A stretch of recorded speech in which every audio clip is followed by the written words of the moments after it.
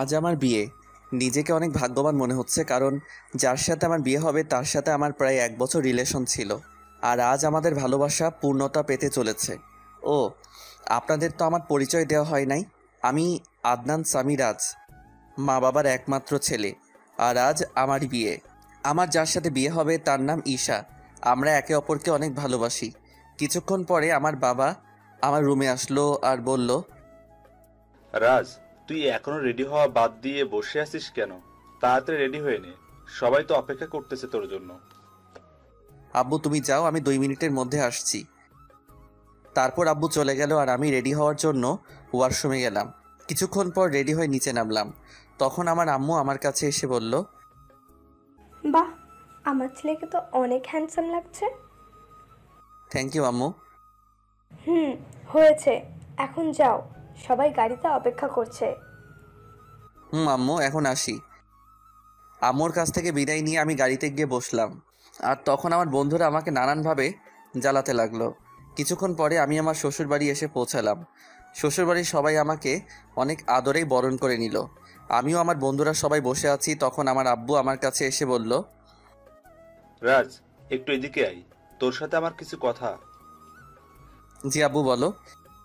ঈশা অন্য ছেলের সাথে পালিয়েছে। এই কথা শোনার পর মনে হলো যেন কেউ সজোরে আমার বুকে আঘাত করলো। তাও আমি নিজেকে সামলে নিয়ে বললাম, কি বলছো এগুলা? ঈশা আমার সাথে এমন করতে পারে না। আমারও প্রথমে তাই মনে হয়েছিল, তারপর এটা দেখার পর বিশ্বাস করতে বাধ্য হলাম। আমি বাবার হাত থেকে চিঠিটা নিয়ে পড়তে শুরু করলাম। সেখানে লেখা ছিল, প্রিয় রাজ, পারলে আমায় ক্ষমা করে দিও। তোমার সাথে রিলেশন চলাকালীন আমি আরেকজনকে ভালোবেসে ফেলি, আর সে বাংলাদেশের সবচেয়ে বড় কোম্পানি আর কোম্পানির ম্যানেজার, আর তুমি শুধু একজন সাধারণ কর্মচারী। তাই আমি অনেক ভেবে এই সিদ্ধান্তই নিয়েছি যে আমি তোমার সাথে না, মেহেদির সাথেই বিয়ে করব। তাই আমাকে মাফ করে দিও। ইতি, ঈশা। আমি ঈশা চিঠিটা পড়ে হাসলাম আর ভাবতে থাকলাম যে মানুষ টাকার জন্য কত কিছুই না করতে পারে। ঠিক তখন এশার বাবা এসে আমার বাবাকে বলল, দেখুন, আমার মেয়ে যা করেছে তার জন্য আমরা অনেক লজ্জিত। তাই বলছিলাম, যদি আমার ছোট মেয়ে নিশিকে আপনার ছেলের সাথে যদি বিয়ে দিতেন। আমার ছেলেকে কি আপনার খেলনা মনে হয় যে যার তার সাথে ওর বিয়ে দিব? তখন আমি আমার বাবাকে বললাম যে আমি এই বিয়ে করতে রাজি, তাই যত তাড়াতাড়ি সম্ভব বিয়ের ব্যবস্থা করতে। এর কিছুক্ষণ পরে আমাদের বিয়ে হয়ে যায় আর আমার নতুন বউ নিয়ে বাসায় চলে আসি। বাসায় আসার পর আমি সোজা ছাদে চলে যাই আর ভাবতে থাকি আমার জীবনটা কেমন করে হঠাৎ করে বদলে গেল। কি হওয়ার ছিল আর কি হলো। না, এরকম করে চলা যাবে না। কিছুক্ষণ পরে দেখি আমার বাবা আমার পাশে দাঁড়িয়ে আছে আর আমাকে উদ্দেশ্য করে বলল, দেখ রাজ, যা হওয়ার তা হয়েই গেছে, এখন আর কিছু করার নাই। তাই বলছিলাম তুই এখন ঘরে যা। আব্বু যাব। তার আগে তোমার সাথে আমার কিছু কথা আছে। এতে অনুমতি নেওয়ার কি আছে? যা বলতে চাস বল। আব্বু, আমি সব কিছুর দায়িত্ব বুঝে নিতে চাই। তুমি সব কিছুর ব্যবস্থা করো। আমি 2 দিন পরে সব কিছু শুরু করব। ও, এই কথা? তুই কিছু চিন্তা করিস না, আমি সবকিছুর ব্যবস্থা করছি। এখন তুই রুমে যা, বৌমা সেই অনেকক্ষণ ধরে অপেক্ষা করছে। তারপর আমি আমার রুমের দিকে এগোতে থাকি আর রুমের দরজার কাছে দাঁড়িয়ে ভাবতে থাকি ঢুকবো কি ঢুকবো না। তারপর কিছু না ভেবে ঢুকে পড়ি। আর ঢুকা মাত্র আমার শালিকা মানে আমার নতুন বউ আমায় সালাম করে। তখন আমি তাকে বলি, দেখো নিশি, তুমি তো জানো আমাদের বিয়েটা কিভাবে হয়েছে, তাই আমি চাই আগে আমরা একে অপরকে ভালোভাবে জানবো, তারপর নতুন জীবন শুরু করব। উত্তরে নিশি শুধু মাথা নাড়ালো। তাই বেশি কিছু না বলে নিশিকে বিছানায় আর আমি সোফায় শুয়ে পড়ি আর হারিয়ে যাই ঘুমের রাজ্যে। সকালে একটা মিষ্টি কণ্ঠে ঘুম ভাঙে। তখন আমি চোখ মেলে দেখি নিশি আমায় ডাকছে। আমি ওর দিকে তাকিয়ে নিজের চোখ সরাতে পারছি না, কারণ নিশি মাত্র শাওয়ার নিয়ে বের হলো আর ভেজা চুলে নিশিকে অসাধারণ লাগছে। তখন আবার নিশির কথাই বাস্তবে ফিরি। তাই আমি নিশিকে জিজ্ঞাসা করলাম, কি হয়েছে, এত ডাকছো কেন? নিচে সবাই নাস্তা করার জন্য ডাকছে, আপনাকে আর আমাকে, তাই। ও, তুমি একটু ওয়েট করো, আমি ফ্রেশ হয়ে আসছি। তারপর আমি ফ্রেশ হওয়ার জন্য ওয়াশরুমে যাই। আর যখন বের হই তখন নিশিকে দেখে ক্রাশ খাই, কারণ আমি বের হয়ে দেখি নিশি একটা নীল শাড়ি পরে আছে, তার সাথে হালকা সাজ। এমনিতেই আমার নীল কালার অনেক প্রিয়।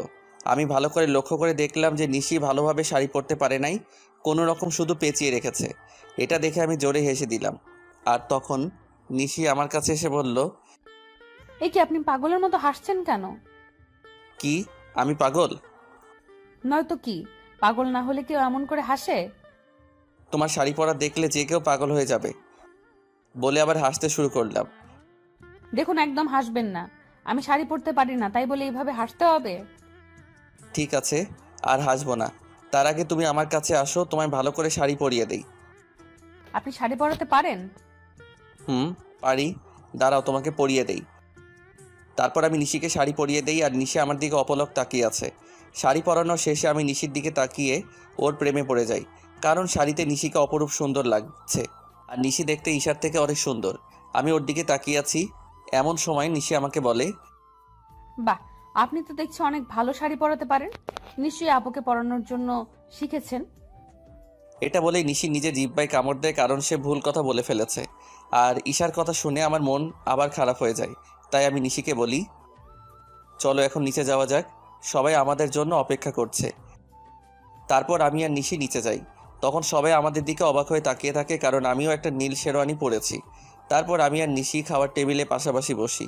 আর খাওয়ার এক পর্যায়ে আমি আব্বুকে বলি, আব্বু, আমি আমিয়ানের সাথে কথা বলে নিয়েছি, আর কাল সকালে আমি আর নিশি কয়েকদিনের জন্য ঢাকায় যাব। বুঝেছি। আর আমিও সব কথা বলে রেখেছি। কালকে সকালে তোদের ঢাকার ফ্লাইট। আমি যা যা বলেছিলাম সব কিছুর অ্যারেঞ্জমেন্ট কি হয়ে গেছে আব্বু? না, সব হয় নাই, তবে আজকের মধ্যেই সব ব্যবস্থা হয়ে যাবে। তারপর আরও কিছু কথা বলে আমি আর নিশি রুমে চলে আসলাম। তখন নিশি আমায় জিজ্ঞাসা করলো যে আমরা কেন ঢাকায় যাব। তাই আমি তাকে বললাম যে এটা আমার তরফ থেকে নিশির জন্য সারপ্রাইজ। আর আমি নিশিকে ব্যাগ গুছিয়ে রাখতে বলি। নিশি আমার কথা মতো নিজের ব্যাগ গুছিয়ে রাখে। অন্যদিকে ঈশার মেহেদিও বিয়ে করেছে, আর তারা দুজনই অনেক খুশি। আর তখন মেহেদির ফোনে একটা কল আসে। হ্যালো, কে বলছেন? ও স্যার, আপনি কিছু দরকার আছে নাকি? ওকে স্যার, আমি সব ব্যবস্থা করে দেব। এখন রাখি। কে ফোন করেছিল? আমাদের নিউ সিইও ফোন করেছিল আর বলল যে কাল উনিও ওনার ওয়াইফ আসবে ঢাকায়, তাই একটা গ্র্যান্ড পার্টির অ্যারেঞ্জমেন্ট করা হয়েছে, আর সেখানে আমাকে আর আমার বউকে উপস্থিত থাকতে হবে। ও, চলো এখন ঘুমাতে যাই, কাল আবার অনেক কাজ আছে। তারপরের দিন মেহেদি আর ঈশা পার্টিতে যায়, আর তার পৌঁছানোর কিছুক্ষণ পরে হেলিকপ্টারে করে মেহেদির নিউ বস আসে, আর অফিসের সব স্টাফ তাকে স্বাগতম জানানোর জন্য যায়। আর যখনই নতুন বস ও তার ওয়াইফ হেলিকপ্টার থেকে নিচে নামে, তখনই ঈশা প্রচণ্ড রকম একটা শক খায়, কারণ মেহেদির কোম্পানির নতুন বস অন্য কেউ না, তার প্রাক্তন প্রেমিক রাজ এই কোম্পানির বস, আর তার ওয়াইফ হলো ঈশার আপন বোন নিশি। কিন্তু এটা কিভাবে সম্ভব? রাজ তো ঈশাকে বলেছিল সে যে একজন সাধারণ ঘরের ছেলে, কিন্তু সে এত বড় কোম্পানির মালিক হলো কিভাবে?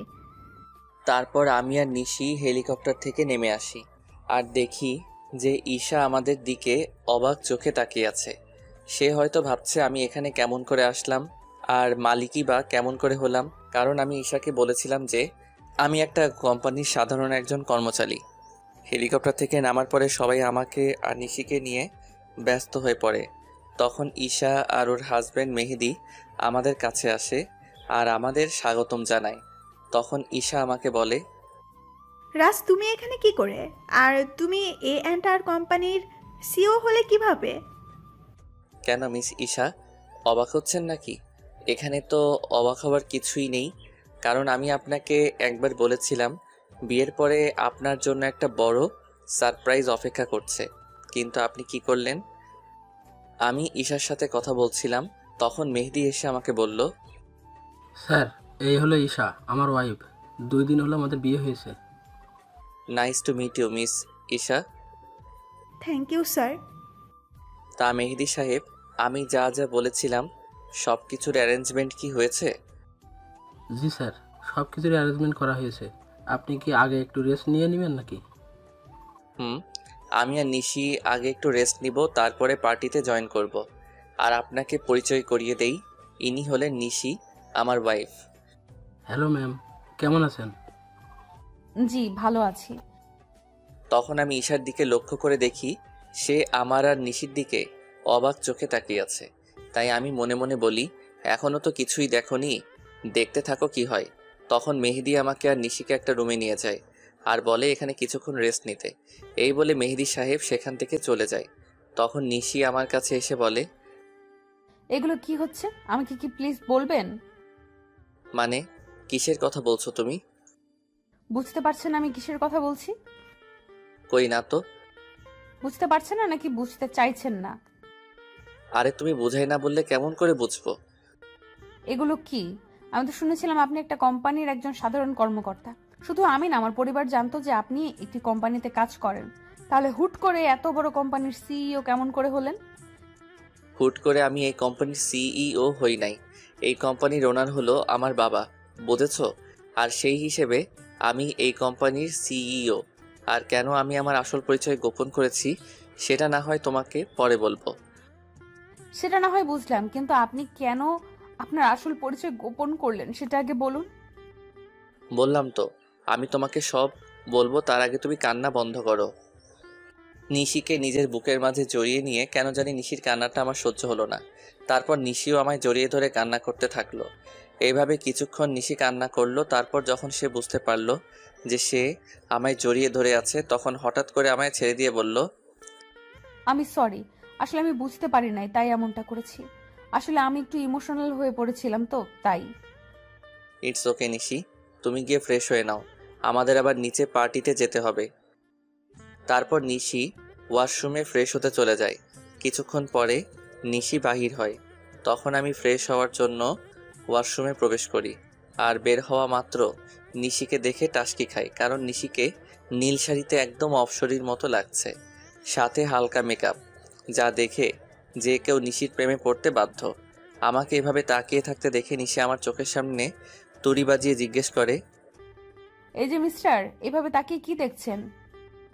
একটা ডানা কাটা পড়ি। নিজের অজান্তেই বলে ফেলি।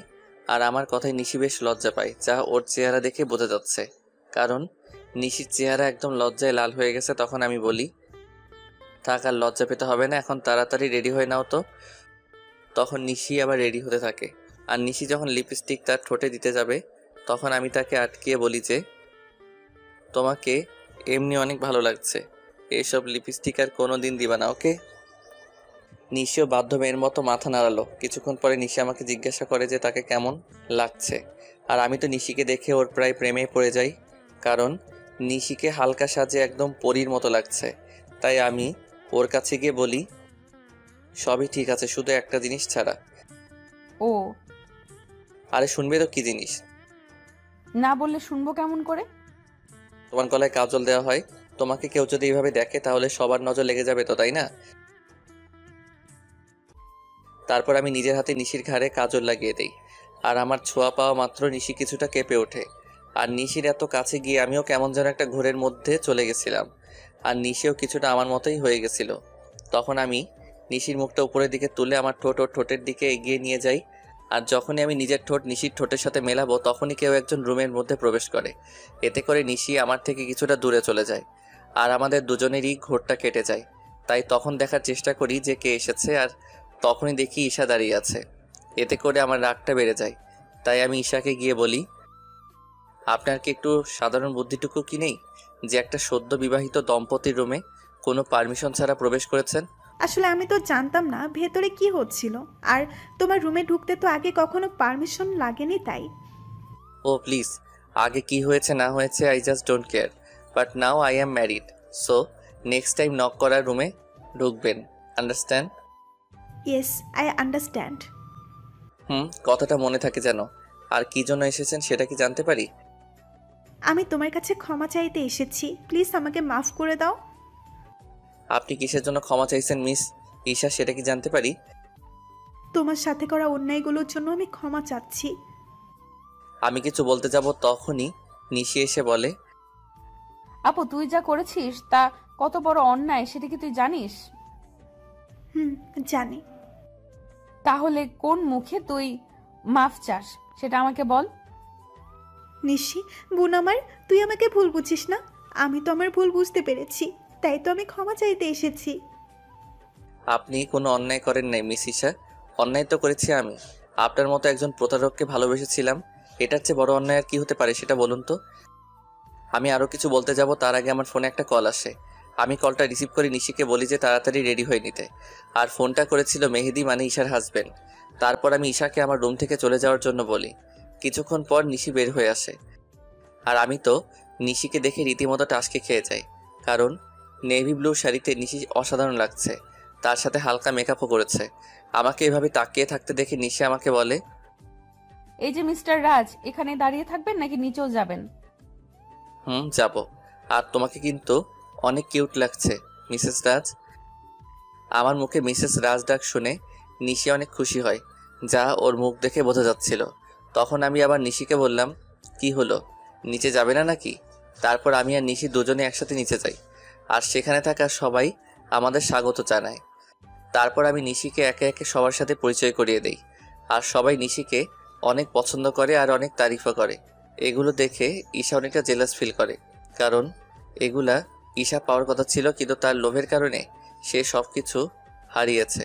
পার্টি শেষ হওয়ার পরে আমি আর নিশি নিজেদের রুমে চলে আসি, আর রুমে আসার পরে নিশি আমাকে বলে, আপনাকে একটা কথা জিজ্ঞেস করার ছিল, যদি কিছু মনে না করেন তাহলে করব। বলো, তোমার কি বলার আছে? আপনার আর আপুর পরিচয় হলো কিভাবে, এটাই জানতে চাচ্ছিলাম। যদি না বলতে চান তাহলে থাক, বলা লাগবে না। বুঝলাম, তাহলে শুনো। তারপর আমি বলতে শুরু করলাম, আমি তখন সবেমাত্র লেখাপড়া শেষ করে দেশে ফিরেছি। তো একদিন আমিও আমার বন্ধুরা মিলে প্ল্যান করলাম কোথাও ঘুরতে যাব, কিন্তু সেটা দেশের ভিতরেই। তাই সবাই মিলে ঠিক করলাম যে সিলেটে যাব। তো সবাই মিলে বেরিয়ে পড়লাম সিলেটের উদ্দেশ্যে। সব ফ্রেন্ড একসাথে যাব, তাই বাসে করে যাচ্ছিলাম, কিন্তু বাসে উঠে বাঁধে এক বিপত্তি। আমার সব ফ্রেন্ডের সিট এক জায়গায় পড়েছিল, আর আমার সিট পড়েছিল এক মেয়ের সাথে। তাই কিছু করার না থাকায় বাধ্য হয়ে সিটে বসে পড়ি। কিছুক্ষণ পরে যখন মেয়েটি আসে, আমি তার দিকে তাকিয়ে রীতিমতো টাসকি খাই, কারণ এত সুন্দরী মেয়ে আমি এর আগে কখনো দেখি নাই। মেয়েটির পরনে ছিল একটা নেভি ব্লু লং 3 পিস, তার সাথে ম্যাচিং জুয়েলারি, সাথে হালকা সাজ। দেখে মনে হচ্ছিল জান্নাতের অপ্সরী। আমি তার দিকে এক ধ্যানে তাকিয়েছিলাম। আমার এইভাবে তাকানো দেখে মেয়েটি বলে ওঠে, এই যে মিস্টার, দেখা শেষ হইলে আমাকে বসার জায়গাটা দিন। মেয়েটির এমন কথায় আমি কিছুটা লজ্জা বোধ করি, তাই আর কিছু না বলে ওনাকে বসার জায়গাটা দিয়ে দেই। কিছুক্ষণ পরে বাস ছেড়ে দেয়। মেয়েটি কিছুক্ষণ পরে আমায় জিজ্ঞাসা করে, হাই, আমি ঈশা, আপনার নামটা কি জানতে পারি? আমি রাজ। বাহ, চেহারার সাথে নামেরও মিল আছে। সিলেট যাচ্ছেন নিশ্চয়? আপনি কেমন করে জানলেন? শালার এমন আবাল তো জীবনেও দেখি নাই। সিলেটের বাসে করে মানুষ অন্য কোথাও কি যাইতে পারে বলেন তো? এইটা আপনি বুঝবেন না মিস্টার। ও।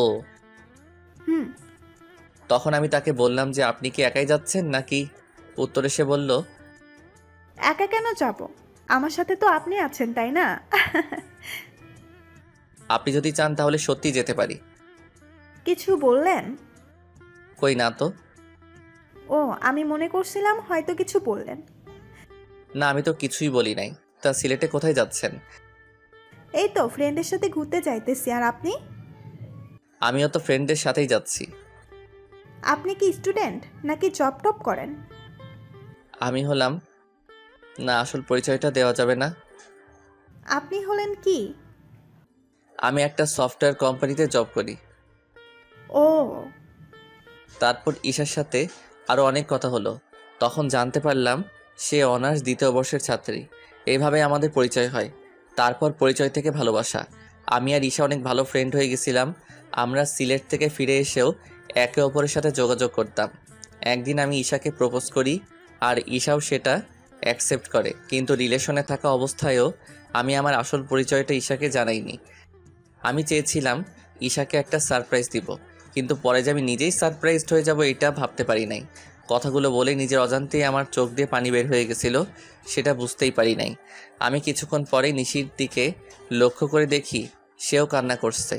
তখন আমি তাকে বলি, এ কি তুমি কান্না করছো কেন? আপনি আপুকে এতটা ভালোবাসতেন, আর আপু আপনার সাথে কি করলো? যা হওয়ার তা তো হয়েই গেছে, আর এখন তুমি আমার স্ত্রী, এটাই সত্যি। আর আমি চাই এই সম্পর্কটা ভালোভাবে নিতে। আমি চেষ্টা করব। তার আগে বলেন, আপনি আর কখনো আপুর কথা মনে করবেন না? কথা দিলাম। নিশি আমাকে এভাবে জড়িয়ে ধরবে আমি সেটা ভাবতেও পারি নাই। কেন যেন নিশির এভাবে জড়িয়ে ধরা আমার অনেক ভালোই লাগছে। এই যে মিস, এবার কি আমাকে ছাড়বেন? কথাটি বলা মাত্র নিশি আমাকে ছেড়ে দিল, আর নিশির মুখ একদম লজ্জায় লাল হয়ে আছে। তখন আমি নিশিকে আমার কোলের উপর বসিয়ে ওর চুলে বিলি কেটে দিতে দিতে বললাম, আমাকে ছেড়ে কখনো যাবে না তো? না, কখনোই না। তারপর আমি নিশির কপালে আলতো করে একটা চুমু খেলাম, আর আমার ঠোঁটের ছোঁয়া পাওয়া মাত্র নিশি কেঁপে উঠল। এখন যাও, ফ্রেশ হয়ে আসো। আজ এমনিতেও অনেক ধকল গেছে, আগামীকাল থেকে আমরা নতুন জীবন শুরু করব। হুম। তারপর নিশি ফ্রেশ হয়ে আসে, আর আমি নিশিকে জড়িয়ে ধরে শুয়ে পড়ি। এই কয়দিনে আমি নিশিকে অনেকটাই ভালোবেসে ফেলেছি। পরের দিন সকালবেলা নিশির আগে ঘুম ভেঙে যায়। আমি ঘুম থেকে উঠে যখন বসতে যাব তখন দেখি নিশি আমার বুকের মাঝে শুয়ে আছে, আর নিশির ঘুমন্ত চেহারাটা অনেক সুন্দর লাগছে। হয়তো সব মেয়েদের ঘুমন্ত চেহারা একরকম হয়, কিন্তু নিশির মতো কারো হয় না। তখন আমি খেয়াল করে দেখি নিশির মুখের উপর কিছুটা চুল এসে পড়েছে, যার কারণে তার ঘুমের সমস্যা হচ্ছে। তাই আমি নিশির মুখের উপর থেকে চুলগুলো সরিয়ে কানের সাথে গুজে দেই। তখনই আমার চোখ আটকে যায় নিশির গোলাপি ঠোঁটের উপর। আমি নিজের অজান্তেই নিশির ঠোঁটে চুমু দিয়ে বসি, আর তখনই নিশি জেগে যায়। আমাকে ওর এত কাছে দেখে নিশি কিছুটা ঘাবড়ে যায়, আর আমি ওকে কিস করেছি এটা বুঝতে পেরে নিশি লজ্জা পেয়ে আমার বুকের মাঝে মুখ লুকিয়ে ফেলে। তখন আমি নিশিকে বলি, এই কি হলো তোমার, আর এমন কেন করছো? আমার মনে হয় লজ্জা করে না। বাবা, এখন এত লজ্জা, তাহলে রাতে যা হবে তখন কি করবা? যা ফাজিল কোথাকার, মুখে কিচ্ছু আটকায় না। নিশি জানো, তোমার ঠোঁটের স্বাদ কিন্তু সেই রকম। যা দুষ্টু। এই বলে ওয়াশরুমে পালালো, আর আমি বসে বসে ভাবতে লাগলাম পাগলিটা এই কয়দিনে আমাকে অনেক ভালোবেসে ফেলেছে, আর আমিও ওকে অনেক ভালোবেসে ফেলেছি। কিছুক্ষণ পরে নিশি ওয়াশরুম থেকে বাহির হলো, আর আমি ফ্রেশ হতে চলে গেলাম। আমি ফ্রেশ হয়ে এসে দেখি নিশি চুল মুছছে। তখন আমি নিশিকে পেছন থেকে জড়িয়ে ধরি, আর নিশির চুলের মধ্যে নাক ডুবিয়ে দিই। এতে নিশি কিছুটা কেঁপে ওঠে। আমি নিশির চুলের গন্ধে কোথায় যেন হারিয়ে গিয়েছিলাম। নিশির ডাকে আবার ঘোর ভাঙলো। নিশি আমাকে বলল, এই যে মিস্টার, অফিসে যাবেন না নাকি? এত সুন্দর বউ রেখে কীভাবে অফিস যাই বলো তো? তার চেয়ে বরং চলো তুমি আর আমি ঘুরতে যাই। সত্যি বলছেন? না, মিথ্যা বলছি। আমার কথা শুনে নিশির হাসি মাখা মুখ নিমিষে গায়েব হয়ে গেল। তখন আমি বললাম, থাকার ঢং করতে হবে না, তাড়াতাড়ি গিয়ে রেডি হয়ে আসুন। আপনি অনেক কিউট। বলে আমাকে কিস করে এক দৌড়ে পালালো। আমি তখন মনে মনে বললাম, পাগলি একটা। কিছুক্ষণ পরে নিশি নেভি ব্লু শাড়ি পরে বের হলো, আর সাথে হালকা সাজ। এতে নিশিকে আরও বেশি সুন্দরী লাগছিল। তারপর নিশি আমার কাছে এসে বলে, চলুন, আমি রেডি। চলো। তারপর আমি ম্যানেজারকে ফোন দিয়ে আসতে বলি। ম্যানেজার মানে ঈশার হাজব্যান্ড। কিছুক্ষণ পরে ঈশা ও তার হাজব্যান্ড আসে, আর আমাকে বলে, স্যার, আপনি যা যা বলেছিলেন সব রেডি। ধন্যবাদ মেহেদি সাহেব। আরে, এতে ধন্যবাদ দেওয়ার কি আছে? মেহেদি সাহেব, আমি আপনাকে একটা জিনিস আনতে বলেছিলাম, সেটা কি এনেছেন? হ্যাঁ স্যার, এনেছি, এই নিন। আমার দিকে একটা প্যাকেট এগিয়ে দিয়ে তখন আমি নিশিকে ডাকি আর জিজ্ঞাসা করি, এটা কেমন হয়েছে? আপনাদের তো বলতেই ভুলে গিয়েছি, ওই প্যাকেটের মধ্যে একটা নেকলেস ছিল, যেটা আমি নিশির জন্য আনতে বলেছিলাম। Wow, it's so gorgeous. এবার পড়ুন দেখি। এটা আমার জন্য। এবার পড়ুন তো। না, আমাকে পরিয়ে দিন। তো কি আর করার, সবার সামনে আমি নিশিকে নেকলেসটা পরিয়ে দিলাম। পরানোর পর ঈশার দিকে তাকিয়ে দেখি সে কেমন করে যেন তাকিয়ে আছে নিশির দিকে। হয়তো সে এটা ভাবছে যে যা ওর পাওয়ার কথা ছিল সেটা তার ছোট বোন পাইতেছে। তারপর আমি আর নিশি ঘুরতে বাহির হলাম। সারাদিন ঘোরাঘুরি করে যখন নদীর ধারে গিয়ে বসলাম, তখন নিশি বলল যে সে ফুচকা খাবে। অনেক বোঝানোর পরেও কোনো লাভ হইল না, তাই তাকে ফুচকা খেতে নিয়ে গেলাম। আর আমি নিশির ফুচকা খাওয়া দেখে অবাক না হয়ে পারলাম না। মেয়েরা এত ফুচকা কিভাবে খেতে পারে সেটা আল্লাহই ভালো জানে। প্রায় অনেক রাত হয়ে যায় বাসায় ফিরতে। তারপর বাসায় ফিরে আমি ওয়াশরুমে চলে যাই ফ্রেশ হতে। আমি বের হওয়ার পরেই নিশি ঢোকে। কিছুক্ষণ পরে নিশি বাহির হয়। তখন আমি নিশিকে গিয়ে পেছন থেকে জড়িয়ে ধরি আর বলি, সকালে কি বলেছিলাম মনে আছে? নিশি উত্তরে শুধু মাথা নাড়ালো। তাহলে শুরু করা যাক। আমি কি নিষেধ করেছি নাকি? আমি নিশির সাই পেয়ে ওকে কোলে তুলে নেই আর বিছানায় গিয়ে রাখি। তারপর আমি নিশির গলায় আস্তে করে কয়েকটা কিস করি। এতে নিশির নিঃশ্বাস আস্তে আস্তে ঘন হতে থাকে। তারপর আমরা দুজন হারিয়ে যাই ভালোবাসার অতলে। আর কিছু কমনার লজ্জা লাগে। পরের দিন সকালে নিশির ডাকে আমার ঘুম ভাঙে। নিশি মাত্র গোসল করে এসেছে, আর ওকে দেখতেও অসাধারণ লাগছে। তাই আমি নিশিকে একটানে আমার বুকের উপর নিয়ে আসি। তখন নিশি বলে, সারা রাত দুষ্টুমি করেও হয় নাই, এখন আবার শুরু করেছেন। তাড়াতাড়ি রেডি হয়ে অফিস যান। ওকে বাবা, আমি যাইতেছি। তার আগে একটা কিস দাও। একটা দিলে যাবেন। যাব। তারপর নিশি আমাকে একটা কিস দেয় আর আমিও উঠে ফ্রেশ হয়ে অফিসে চলে যাই। কিছুদিন পরে আমি আর নিশি আমাদের বাসায় চলে আসি আর সেখান থেকে অফিস শুরু করি। খুনসুটি ভালোবাসায় আমাদের দিন খুব ভালোই চলছিল। দেখতে দেখতে আমার আর নিশির বিয়ের 3 মাস পার হয়ে গেছে। আর এই 3টা মাসের মধ্যে নিশি একদিনও আমার বুকে মাথা না দিয়ে ঘুমায় না। এই 3 মাসে আমরা দুজন দুজনকে অনেক বেশি ভালোবেসে ফেলি। সকালে আমি অফিসের জন্য রেডি হচ্ছিলাম, তখন নিশি এসে আমাকে পেছন থেকে জড়িয়ে ধরে আর বলে, আজ অফিস থেকে একটু তাড়াতাড়ি আসবেন কেমন? আজ আপনার জন্য একটা সারপ্রাইজ আছে। কি সারপ্রাইজ গো বউ? এখন বলা যাবে না, আগে অফিস থেকে ফিরুন, তারপর বলবো। ওকে, এবার আমার কাছে আসো তো, তোমায় একটু আদর করে নেই। সব সময় দুষ্টুমি, তাই না? না গো বউ, তুমি জানো না, তোমায় আদর না করে গেলে আমার দিন ভালো যায় না। তাই এখন আর কোনো কথা না বলে আমার কাছে আসো। তারপর নিশি আমার কাছে আসলো আর আমি নিশির ঠোঁটজোড়া আমার দখলে নিয়ে নিলাম। প্রায় 5 মিনিট পরে ছাড়লাম। তারপর আমি নিশিকে বললাম, আমি এখন আসি। আপনি খুব স্বার্থপর। কেন গো, আমি আবার কি করলাম? আপনি তো ঠিকই আপনার ভাগের আদরটা নিলেন, আর আমার পাওনাটা না দিয়েই চলে যাচ্ছে। ও কি বোঝাতে চাইছে সেটা আমি বুঝতে পেরে আমি নিশিকে আমার কাছে ডাকি, কিন্তু সে আসবে না। মহারানী বলে, নিশি বাবু আমার কাছে আসো। আমি কোনো বাবু নই, আর নিশি রাগ করেছে, তাই কারোর সাথে কথা বলবে না। ও তাই? দেখি এবার নিশি কেমন করে রাগ করে থাকে। এই বলে নিশিকে আমার কাছে নিয়ে এসে ওর কপালে একটা ভালোবাসার পরশ এঁকে দেই আর নিশি আমাকে শক্ত করে জড়িয়ে ধরে। নিশি শোনা, এবার ছাড়ো, আমার তো অফিসে লেট হয়ে যাচ্ছে। আর একটু থাকি না। না বাবু, আবার পরে থেকো, আমি এখন অফিসে যাব যে। ওকে, সাবধানে যাবেন কিন্তু। যথাজ্ঞা মহারানী। যাও বৎস। বলেই হাসতে শুরু করলো। উফ, এই হাসিটার জন্য আমি সব করতে পারি। এই যে মিস্টার, এবার যান। বাই। তারপর আমি অফিসে চলে আসি, কিন্তু অফিসেও মন বসছে না। তাই নিশিকে ফোন দিলাম। অপরদিকে নিশি ভাবছে, আজ যখন ও জানতে পারবে যে ও বাবা হতে চলেছে, তখন কতই না খুশি হবে। আমার যে আর অপেক্ষা সহ্য হচ্ছে না, মন চাইছে ওকে এক্ষুনি গিয়ে বলে আসি। নিশি এগুলো ভাবছিল, এমন সময় ওর ফোনটা বেজে ওঠে আর নিশি ফোনের স্ক্রিনে তাকিয়ে দেখে আমি ফোন দিয়েছি। তাই সে তাড়াতাড়ি ফোনটা রিসিভ করে আর বলে, কি হলো বর, এত জলদি আমার কথা মনে পড়ে গেল? গো বউ, তোমার কথা তো সব সময় মনে পড়ে, কিন্তু কি করব বলো? কিছুই করতে হবে না, আপনি শুধু আজ তাড়াতাড়ি বাসায় আসবেন, তাহলেই হবে। আর এখন কাজ করেন তো। ওকে আমার সুইট বউ, এখন রাখি। ওকে মিস্টার বর, বাই। নিশির সাথে কথা বলার পর আমি কিছু জরুরি কাজ সেরে ফেলি আর দেখতে দেখতে বিকাল হয়ে যায়। তাই আমি বাসায় যাওয়ার জন্য রেডি হয়ে নেই। আর তখনই অফিসের পিয়ন এসে আমাকে একটা পার্সেল দিয়ে যায় আর ওই পার্সেলটি খোলার পর আমার পায়ের তল থেকে মাটি সরে যায়। পার্সেলটিতে অনেকগুলো ছবি ছিল আর সবগুলো ছবি নিশি আর একটা ছেলের। ছবিতে নিশি ছেলেটার সাথে অনেক ঘনিষ্ঠ অবস্থায় আছে, যা দেখার পরে আমার চোখ দিয়ে অবাধ ধারায় পানি পড়ছে। শেষে কিনা নিশিও আমায় ধোকা দিল। আমি আর কিছু ভাবতে পারছিলাম না। তখনই নিশির ফোন আসে। অনিচ্ছা থাকা সত্ত্বেও আমি ফোনটা রিসিভ করি আর তখনই নিশি বলতে শুরু করলো, আপনি কখন বাসায় আসবেন? আজকে আপনার তাড়াতাড়ি আসার কথা, তাহলে এত লেট করছেন কেন? এখন আমি অনেক ব্যস্ত আছি, তাই আসতে লেট হবে। কিন্তু আপনি তো আমায় প্রমিস করেছিলেন যে আজ তাড়াতাড়ি বাসায় ফিরবেন। তুমি এত বেশি কথা বলছো কেন? বললাম না আমি ব্যস্ত আছি, তারপরও একই কথা বারবার বলে যাচ্ছ।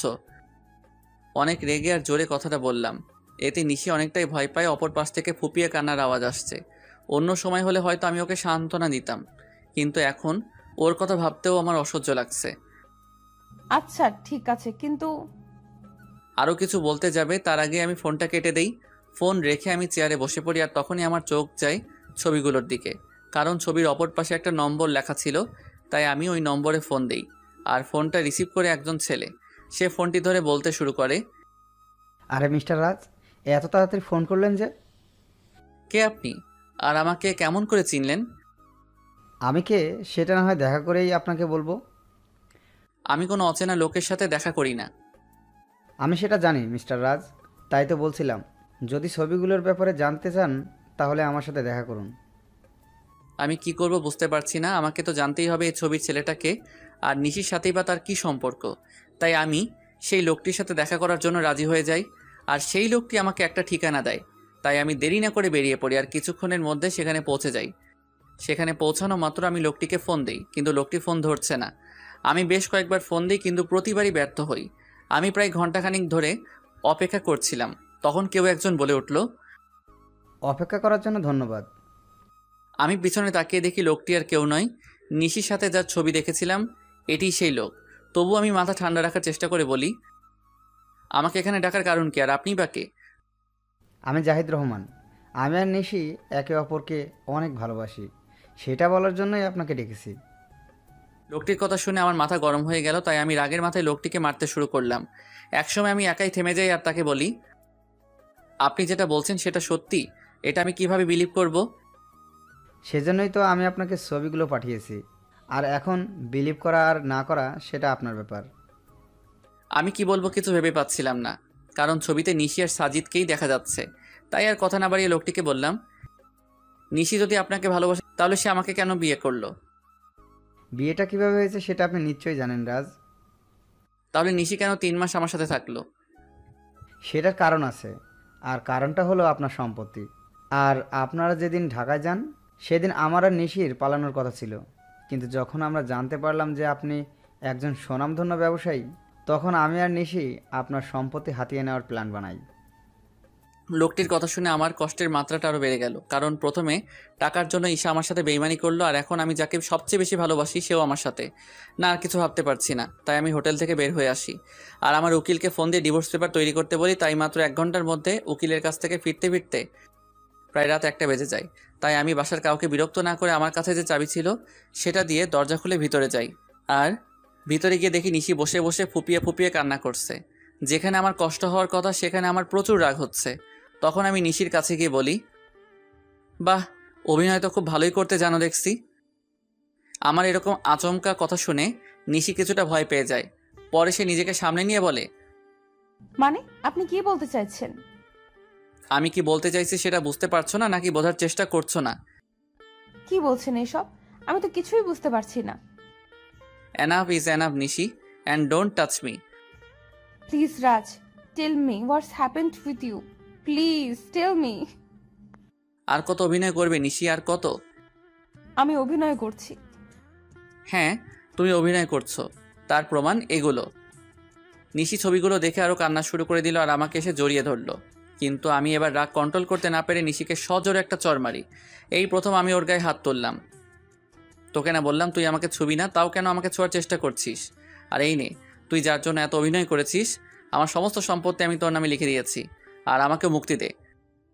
তারপর আমি ওর দিকে ডিভোর্স পেপারটা আর সম্পত্তির পেপার এগিয়ে দেই। তখন নিশি বলে, বেশ, আপনি যখন আমার থেকে মুক্তি চান তবে তাই হোক।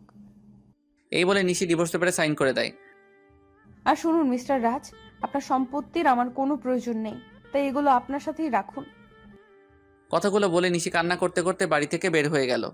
আমার অনেক ইচ্ছা হচ্ছিল ওকে আটকাবার, কিন্তু সেই অধিকার আর আমার নেই। এখন নিশিকে ছাড়াই আমাকে থাকতে হবে। নিশি আমায় ছেড়ে গেছে প্রায় 1 বছর হলো। এই 1 বছরে এমন কোনো রাত নেই যে রাতে আমি নিশির জন্য চোখের জল ফেলি নাই, কিন্তু এই 1 বছরে আমি নিশির কোনো খোঁজ করি নাই। হয়তো রাগের বশে এই 1 বছরে আমি কারোর সাথে ভালো করে কথা বলি নাই। সারাদিন অফিসের কাজে নিজেকে ব্যস্ত রেখেছি, আর রাতে নিশির সাথে কাটানো মুহূর্তগুলো ভেবে কষ্ট পেয়েছি। প্রতিদিনের মতো আজ সকালে অফিস যাচ্ছিলাম, তখন আম্মু এসে আমায় বলল, বাবা রাজ, আর কতদিন নিজেকে এভাবে কষ্ট দিবি বল? যার জন্য এত কষ্ট পাচ্ছিস সে কি 1 বছরে একবারও তোর খবর নিয়েছে? আম্মু এত ঘুরিয়ে পেঁচিয়ে কথা না বলে কি বলতে চাও সেটা বলো তো। বলছিলাম কি, তুই একবার একটা বিয়ে করে নে, আর কত নিজেকে কষ্টের মাঝে রাখবি বল? আমি তোমায় আগেও বলেছি আর এখনও বলছি, আমি কোনো বিয়ে করতে পারবো না। তোকে বিয়ে করতেই হবে, তুই আর বিয়েতে অমত করবি না। কিন্তু আম্মু। আর কোনো কিন্তু নয়। আচ্ছা ঠিক আছে, তুমি যখন বলছো তখন তাই হোক, কিন্তু আমাকে এসবের মধ্যে টানবে না, আর বিয়েটা যাতে একদম সাধারণভাবে হয়। আসলে আমি আব্বু আম্মুর মুখের দিকে তাকিয়ে বিয়েতে রাজি হলাম, কারণ এই 1 বছর আম্মু অনেক কষ্ট পেয়েছে। আচ্ছা, তুই যা বলবি তাই হবে। ওকে, আমি এখন আসি। তারপর আমি অফিসে চলে আসি, কারণ আজ অফিসে নতুন পিএ নেওয়া হবে। তারপর আমি অফিসে চলে আসি। May I coming sir? Yes, coming. Sir, আপনার পিএর জন্য 3 জনকে সিলেক্ট করা হয়েছে, যদি আপনি একবার দেখে নিতেন। অবশ্যই দিন, আমি দেখতেছি। আমি ফাইলগুলো চেক করছিলাম, এমন সময় আমার চোখ আটকে গেল একটা ফাইলে। তাই আমি ম্যানেজারকে বললাম, ম্যানেজার সাহেব, এই মেয়েটিকে নিন, আর তার আগে কন্ট্রাক্ট পেপার সাইন করিয়ে নেবেন। Okay, I take leave now. Sure, you can. সেদিনকার মতো অফিসের সমস্ত কাজ শেষ করে বাসায় আসলাম, আর আসা মাত্র আম্মু বলল, আমি একটা মেয়ে পছন্দ করেছি, যদি তুই একবার দেখে নিতি। তার কোনো দরকার নেই, আর আমি বিয়েটা 1 মাস পরে করতে চাই। কিন্তু তুই। প্লিজ আম্মু, একটু বোঝার চেষ্টা করো। আচ্ছা ঠিক আছে। তারপর আমি আমার রুমে চলে আসলাম আর ফ্রেশ হয়ে ঘুমিয়ে পড়লাম। যদিও জানি ঘুম আসবে না, তবুও ঘুমানোর ব্যর্থ চেষ্টা করলাম, কারণ এখন রাতে আর ঘুম আসে না। যদিও আসে, তাও নিশির সাথে কাটানো মুহূর্তগুলো মনে হয় ভেঙে যায়। কোনোভাবে রাতটা পার করলাম। পরের দিন সকালে ঘুম থেকে উঠে ফ্রেশ হয়ে অফিসে চলে আসলাম। এসে দেখে আমার নিউ পিএ এখন অফিসে আসে নাই। তাই ম্যানেজারকে বলে আসলাম সে আসলেই আমার সাথে দেখা করতে বলতে। তারপর আমি আমার কেবিনে চলে গেলাম। কিছুক্ষণ পরে কেউ আমার কেবিনের দরজা নক করলো, তাই আমি পেছন ফিরে বললাম, may I come in sir? Yes, coming. আসলে স্যার, আমি আসার সময় জ্যামে আটকা পড়ে গিয়েছিলাম, তাই আসতে লেট হইল। কিন্তু স্যার, আর কোনোদিন লেট হবে না। তাই বুঝি? এবার ওর দিকে ফিরে তাকালাম, আর সে আমাকে দেখে ভূত দেখার মতো চমকে উঠল। মনে হয় সে আমাকে এখানে আশা করে নাই। আপনি এখানে? আমি। অন্য কারো থাকার কথা ছিল বুঝি মিস নিশি? আপনাদের তো বলাই হয়নি আমার পিএ হলো নিশি। এটা তো আপনার অফিস না, তাহলে এখানে কেমন করে আসলেন? আপনার বোধহয় কোথাও ভুল হচ্ছে, কারণ এই অফিসের ওনার আমি। হয়তো বা হতে পারেন, তবে আমি এই অফিসে জব করতে পারবো না। কথাগুলো বলেই নিশি চলে যাচ্ছিল, তাই আমি ওকে থামিয়ে বলি, excuse miss Nishi, without my permission আপনি যেতে পারবেন না। What the hell are you talking? আমি ঠিক কথাই বলছি। আর এইটা দেখুন, 2 বছরের আগে আপনি এই কোম্পানি ছাড়তে পারবেন না, আর যদিও ছাড়তে চান তাহলে আমার পারমিশন নিতে হবে। কিন্তু আমি এই মুহূর্তে আপনাকে পারমিশন দিচ্ছি না। সো আপনি এখন যেতে পারেন, প্রয়োজন পড়লে আমি আপনাকে ডেকে নিব। Okay sir. তারপর নিশি ওর কেবিনে চলে যায়। আমার আর ওর কেবিন প্রায় পাশাপাশি, তাই আমি ওকে দেখতে পারছিলাম। অন্যদিকে নিশি নিজের কেবিনে এসে ভাবে, কেন যে সেদিন সাইন করার আগে কন্ট্রাক্ট পেপারটা ভালো করে পড়ে নিলাম না, আর উনি কেন আবার আমার সামনে আসলেন? ভালোই তো ছিলাম এই 1 বছর ওনাকে ছাড়া। এমন সময় নিশির ফোনে কল আসে, আর ফোনটা ধরা মাত্র নিশি কিছুটা বিচলিত হয়ে যায়। ফোনের ওপাশ থেকে কেউ কিছু হয়তো বলল। আমি বসে আমার কাজ করছিলাম। এমন সময় নিশি আমার কেবিনে আসে আর বলে, স্যার, একটা কথা বলার ছিল। নিশির মুখে স্যার ডাক শুনে বুকের মধ্যে কেমন মোচড় দিয়ে উঠল। বলেন। আসলে স্যার, আজকে আমায় একটু তাড়াতাড়ি ছুটি দিবেন প্লিজ। কেন, ছুটি কি করবেন? আসলে বাসায় একটু প্রয়োজনীয় কাজ আছে, তাই। কি প্রয়োজনীয় কাজ শুনি? আসলে স্যার। নিশি কিছু লুকাতে চাইছিল আমার কারণে, সে বলে উঠল, স্যার, বাসায় আমার বাচ্চা অসুস্থ হয়ে গেছে, তাই আমার ছুটির প্রয়োজন। এখন ছুটি দেওয়া না দেওয়া সেটা আপনার ব্যাপার, কারণ আপনি এখানকার বস, আপনি চাইলেই সব করতে পারেন। নিশি মুখে বাচ্চার কথা শুনে আমার চারপাশটা কেমন যেন অন্ধকার হয়ে আসছিল। নিঃশ্বাস নিতেও কষ্ট হচ্ছিল। তবুও নিজেকে সামনে নিয়ে বললাম, ওকে, আপনি যেতে পারেন, তবে কাল থেকে সময় মতো অফিসে আসবেন। যদিও কথাগুলো বলতে কষ্ট হচ্ছিল। তারপর নিশি চলে গেল, আর আমি চেয়ারের সাথে হেলান দিয়ে ভাবতে লাগলাম যে নিশি একসময় আমাকে ছাড়া কিছু বুঝতো না, সে এখন নিজের বাচ্চা নিয়ে ব্যস্ত।